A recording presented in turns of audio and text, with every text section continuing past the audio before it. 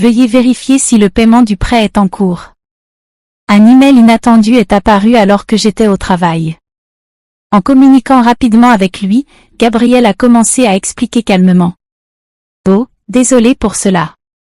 Je suis tombé amoureux de quelqu'un d'autre et j'ai décidé de commencer une nouvelle vie avec elle. Gabriel a récemment acheté une voiture très chère à mon nom, et il est parti avec, en emmenant sa maîtresse. En tant que mère de notre fils de 10 ans, je n'aurais jamais imaginé une situation aussi injuste. Je me suis retrouvée perdue, ne sachant pas quoi faire, l'esprit complètement vide. Je m'appelle Anna et mon époux, Gabriel, a le même âge que moi, 35 ans. Léo, notre fils intelligent de 10 ans, était l'un des 3 membres de notre famille. Dès son plus jeune âge, Léo a montré une intelligence remarquable, il lisait des documents sur l'ordinateur et sollicitait mon avis sur des sujets complexes. En revanche, Gabriel était instable et n'a jamais eu d'emploi fixe. Malgré mon travail à temps plein et mes préoccupations pour notre avenir, Gabriel avait réussi à maintenir un revenu stable pendant 3 ans. Récemment, Gabriel parlait de créer des souvenirs en famille, ce qui nous a poussé à acheter un van de 35 000 $. Cependant, en raison de l'incapacité de Gabriel à passer l'analyse de crédit de la société de financement, j'ai fini par contracter le prêt pour la voiture. Le jour tant attendu de la livraison du van, j'ai reçu un email brusque de Gabriel disant qu'il prendrait la van livrée, étant donné que le prêt était à mon nom et que je m'occuperais des paiements. Déconcertée, j'ai immédiatement appelé mon mari, seulement pour l'entendre me confesser. Eh bien, je suis tombé amoureux d'une autre femme et j'ai décidé de sortir avec elle. Je voulais que ce soit juste une aventure, mais c'est devenu sérieux, alors je pense recommencer ma vie avec elle. Il a mentionné les papiers de divorce dont nous avions discuté lors d'une dispute précédente, a déclaré qu'il les déposerait et a mis fin à l'appel de manière unilatérale. Cet échange a marqué la première fois que j'ai réalisé que j'avais été trahi par Gabriel, un choc retentissant. Les tentatives ultérieures de le contacter sont restées sans réponse. Quand je suis rentrée du travail et que j'ai vérifié le tiroir où les papiers de divorce devaient être, ils avaient déjà disparu, me laissant accablée par une dette importante d'un prêt automobile de 35 000 $. Malgré mes tentatives répétées de contacter mon mari par email et appel téléphonique, je n'ai jamais reçu de réponse. Léo, remarquant mon comportement inhabituel, est venu vérifier comment j'allais après le dîner, inquiet. « Maman, qu'est-ce qui ne va pas ? Tu ne manges plus beaucoup ces derniers temps. Ça va ? Ah, oui, peut-être que je suis juste fatiguée, ai-je répondu. Ah, quand les gens mentent, ils regardent en haut à droite. Mentir, c'est mal. J'ai remarqué que papa n'est pas à la maison depuis 3 jours. Il s'est passé quelque chose entre vous deux ? Surprise par les paroles perspicaces de Léo, j'ai pris une profonde inspiration pour me calmer. Sentant que je ne pouvais plus lui cacher la vérité, j'ai décidé de tout lui raconter. Je comprends. C'est typique de papa de faire quelque chose comme ça. Tu n'es pas triste ? Non, je m'en doutais un peu vu comment les choses se passaient, a dit Léo, semblant prédire l'avenir et ne semblant pas se soucier du divorce de ses parents. Mais je savais qu'il devait être triste au fond de lui. Tout en m'excusant silencieusement envers Léo dans mon esprit, je me suis plongée dans le travail, essayant de ne pas penser aux événements terribles. Cependant, mon corps, lui, était honnête, et peu à peu, ma santé s'est détériorée. Il y avait une séance de formation prévue ce jour-là au travail, mais je ne pouvais pas me lever et j'ai fini par m'effondrer. Désolée, je ne peux pas me lever maintenant. J'ai besoin d'une pause, ai-je dit. J'ai entendu les voix inquiètes de mes collègues, mais je n'ai pas pu répondre et j'ai perdu connaissance. Quand j'ai repris conscience, je me suis retrouvée dans une chambre d'hôpital. Le médecin m'a dit que j'avais besoin d'examens détaillés et j'ai été admise à l'hôpital. Je pensais, je me sens tellement pathétique, ce doit être juste du stress émotionnel. En regardant la perfusion dans ma veine et le plafond blanc de la chambre d'hôpital, les larmes ont commencé à couler naturellement. À ce moment-là, Léo, qui est habituellement calme, est entré en courant dans la chambre avec une expression extrêmement inquiète, me faisant essuyer rapidement mes larmes. « Maman, qu'est-ce qui s'est passé ? C'est grave ? Tu ne vas pas mourir, hein ? Bien sûr que non. Je ne laisserai pas mon cher fils tout seul. Ah, c'est bien. Vraiment. J'ai été appelée par l'institutrice à l'école, et on m'a dit que tu avais été emmenée à l'hôpital. J'ai été tellement choquée que mon cœur a failli s'arrêter. Léo est généralement mature pour son âge, mais il n'a que 10 ans. J'ai ressenti une forte détermination à me rétablir pour lui, mais ma condition était pire que je ne l'avais imaginé, et j'ai été diagnostiquée avec une maladie grave. Le médecin a conseillé, vous devez vous faire opérer le plus rapidement possible. Prenez une décision rapidement, s'il vous plaît. Suivant les conseils du médecin, j'ai subi l'opération, et quand j'ai été libérée, un mois s'était déjà écoulé depuis que Gabriel était parti. En rentrant chez moi, j'ai ouvert la boîte aux lettres et j'ai trouvé une lettre de rappel pour le paiement du prêt automobile. Je pensais que le paiement aurait dû être automatiquement prélevé de mon compte. Paniquée, j'ai vérifié le solde de mon compte avec ma carte, et le solde, qui était à l'origine de $20 000, n'était plus que de $33,90. Anna croyait que Gabriel était responsable de cela. Je voulais lui demander de rendre l'argent, mais je n'arrivais pas à le joindre. Que devrais-je faire? Je ne peux pas vendre la voiture car je n'ai pas la camionnette. Ma situation s'est encore aggravée après le départ de Gabriel.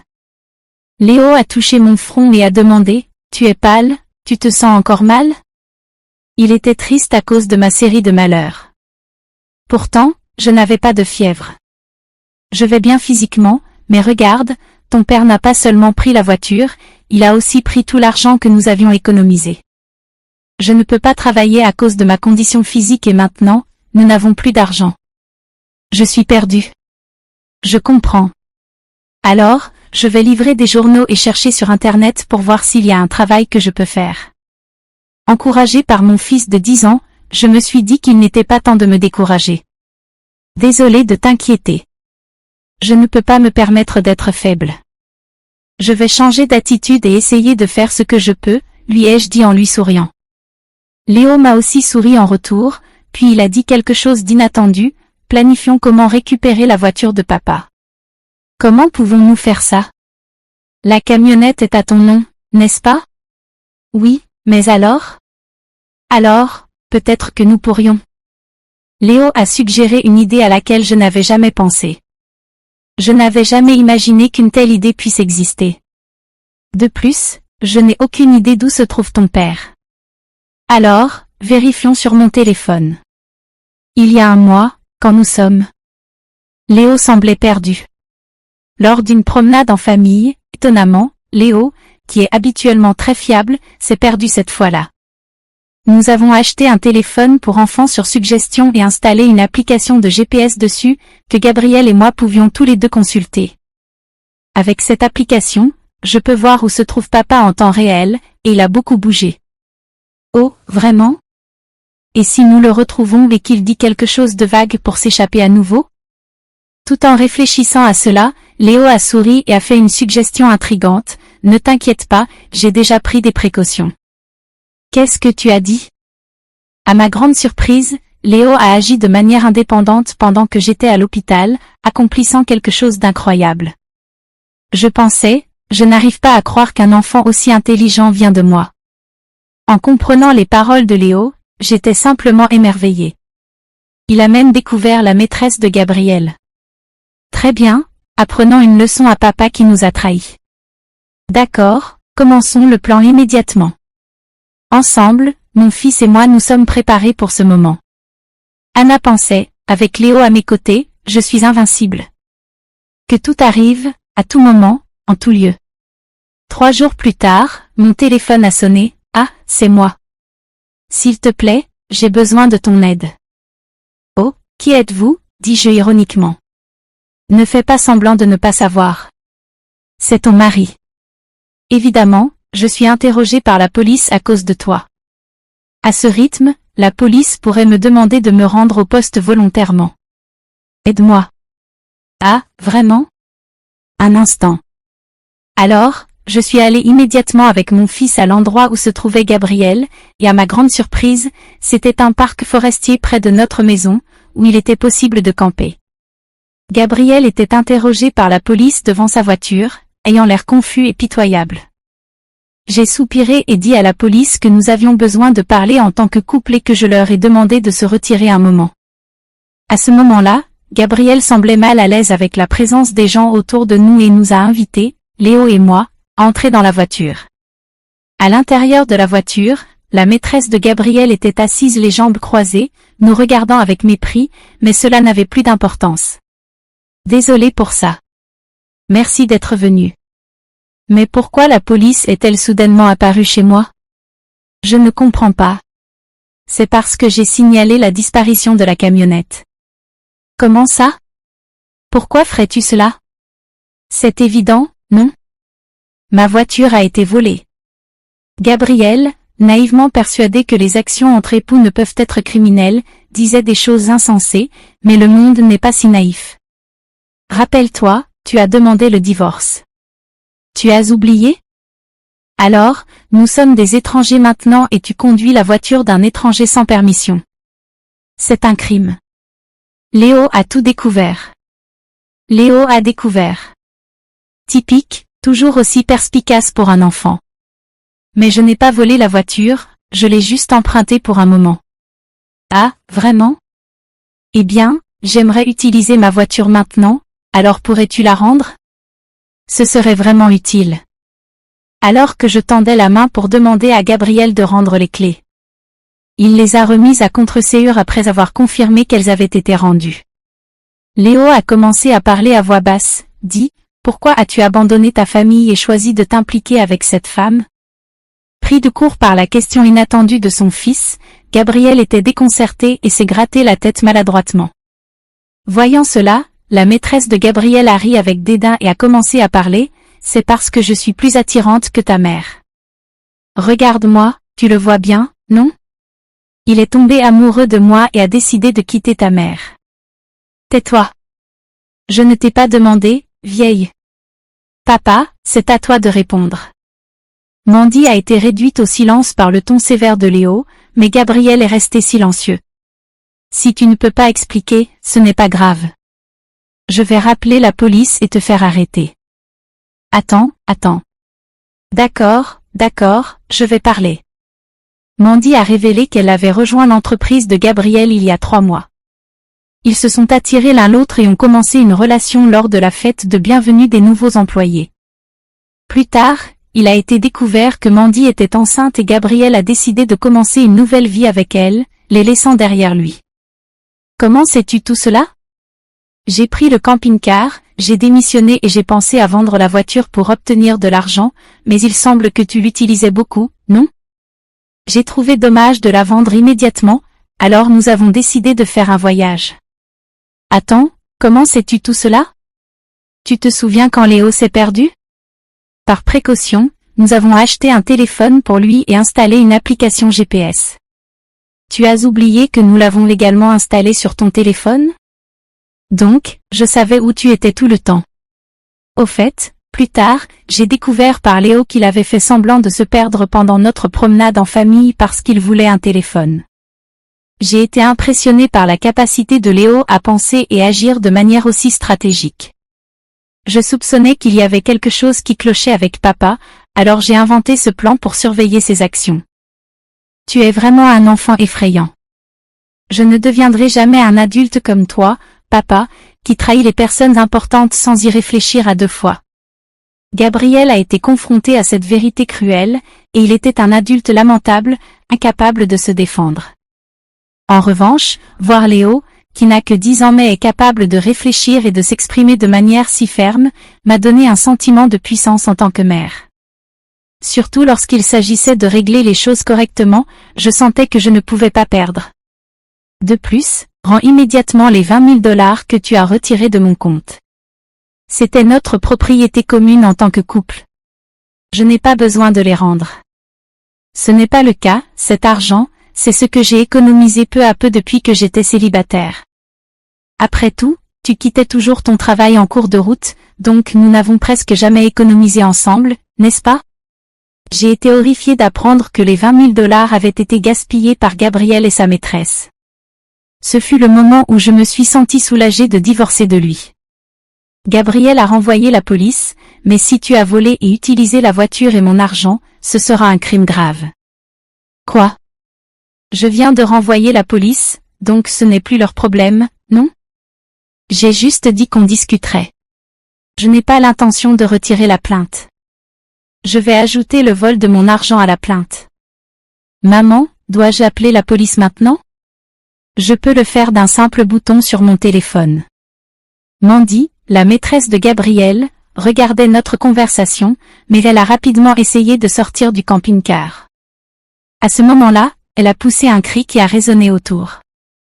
La raison en était que, devant la porte de la voiture, les parents de Mandy étaient là, leur visage rouge de colère, prêts à exploser de fureur. Effrayée, elle a reculé tandis que ses parents lui criaient dessus. « Ah, je suis désolée, ne vous mettez pas en colère. »« Mais pourquoi êtes-vous ici? »« Maman et papa, j'ai averti vos parents à l'avance, ai-je répondu. »« Tes parents à l'avance? Quoi? » Mandy a répondu toute confuse. Pendant mon séjour à l'hôpital, Léo a rendu visite au bureau de Gabriel, en larmes, leur a dit que mon père avait quitté la maison avec une femme que nous ne connaissions pas et que ma mère s'était évanouie de chagrin. Quand Mandy a quitté l'entreprise avec Gabriel et a donné l'adresse à ses parents, les employés du bureau de Gabriel ont commencé à la suspecter. Gabriel et Mandy étaient très proches au bureau, et il y avait des photos d'eux ensemble à la fête de bienvenue des nouveaux employés, où ils ressemblaient à un couple. Les parents de Mandy étaient présents, leur visage rouge de colère, lorsque les employés du bureau ont su que vous aviez quitté la maison des parents de Mandy. Je suis allée là-bas avec sa photo, et ses parents sont sortis quand j'ai visité. Je leur ai alors raconté tout ce qui s'était passé. Aujourd'hui, j'ai contacté les parents de Mandy et leur ai demandé d'attendre à proximité un moment. Comment as-tu pu me faire ça? Le pire, c'est que je ne veux pas entendre ça de toi. C'est ma réplique, au fait. Ton ventre semble assez gros. Quand est la date de naissance du bébé? 3 mois? Quoi? Attends une minute, ça ne correspond pas à quand tu as rencontré mon mari. Vous vous êtes rencontrés il y a seulement 3 mois. Que se passe-t-il? Ce n'est pas encore l'heure de la naissance du bébé. Gabriel, entendant cela pour la première fois, a regardé Mandy, les yeux écarquillés. Attends, qu'est-ce que ça signifie? Tu es stupide? Tu ne comprends pas? Il faut environ 9 mois de la conception à la naissance, ce qui signifie que l'enfant qu'elle porte n'est pas le tien. Tu es tellement naïf, ai-je dit sèchement. Qu'est-ce que tu veux dire, Mandy? Tu m'as trompé? Ah, j'ai presque réussi à m'en tirer. Je ne peux pas éviter cela maintenant que j'ai été attrapée. Tu es tellement crédule, tu ne peux pas voir à travers les mensonges. Vraiment un imbécile. Ne te moque pas de moi. Toute ma vie est ruinée à cause de toi. À quoi pensais-tu? Gabriel et Mandy ont commencé une vilaine dispute, mais personne n'est intervenu, les laissant se confronter. Pendant ce temps, nous avons de nouveau contacté la police pour expliquer la situation. À mesure que la nuit tombait, le parc forestier était brillamment illuminé par les lumières rouges des voitures de police. Non, vraiment, j'ai eu tort. Je suis désolée, j'ai vraiment eu tort. Excusez-moi, je vais travailler dur et je ne trahirai plus jamais, alors, s'il vous plaît, ne me faites pas l'arrêter. Papa, les gens ne changent pas si facilement, surtout les paresseux comme toi. Exactement, Léo a raison. Je ne te fais pas confiance. Réfléchis à tes actions et paye pour tes crimes au commissariat. Si je suis l'arrêté, je ne pourrai pas rembourser l'argent. Ça te va, a répondu Gabriel, désespéré. Ça ne me dérange pas, rembourse-moi après t'être racheté. Prends le temps qu'il te faudra, ne t'inquiète pas. J'ai déjà trouvé un endroit où tu pourras travailler. Voyons, il y a la pension alimentaire pour Léo, plus les 20 000 $ que tu m'as volés. Je ne sais pas combien tout cela va représenter, mais tu travailleras et tu rembourseras tout. J'avais une dernière chose à dire à Mandy, la maîtresse. Tu peux penser que tu n'es qu'une spectatrice, mais n'oublie pas que tu es complice du vol de Gabriel. Prépare-toi à en assumer les conséquences. Quand je leur ai dit que Mandy devrait payer si Gabriel ne pouvait pas rendre l'argent volé, elle a tremblé de peur. Mandy a demandé de l'aide à ses parents, mais ils ont refusé en disant « Nous avons renié une fille qui cause des problèmes aux autres ». Ainsi, Gabriel et Mandy ont été emmenés dans un véhicule de police. Avec l'aide de Léo, nous avons réussi à punir Gabriel et sa compagne Mandy. Bien qu'ils aient été libérés de prison peu de temps après, ils ont tout de même dû me verser un montant considérable par l'intermédiaire d'un avocat. J'ai fait en sorte que Gabriel accepte de payer 500 $ par mois en pension alimentaire pour Léo et j'ai également réclamé 20 000 $ en dommages et intérêts. Gabriel a été embauché dans une usine sous-traitante de l'entreprise où je travaille. Le soutien et les coûts supplémentaires que j'ai demandés à Gabriel seraient déduits de son salaire et déposés sur mon compte. J'ai été libéré du prêt automobile après avoir vendu le camping-car. Ma santé s'est considérablement améliorée depuis, et maintenant je suis plus énergique et concentré sur mon travail. Léo m'aide activement avec les tâches ménagères et les courses. Je veux continuer à avancer fermement pour que Léo puisse suivre la voie qu'il aime sans renoncer. Si cette histoire vous a plu, laissez un like et abonnez-vous à la chaîne pour accéder chaque jour à des histoires comme celle-ci.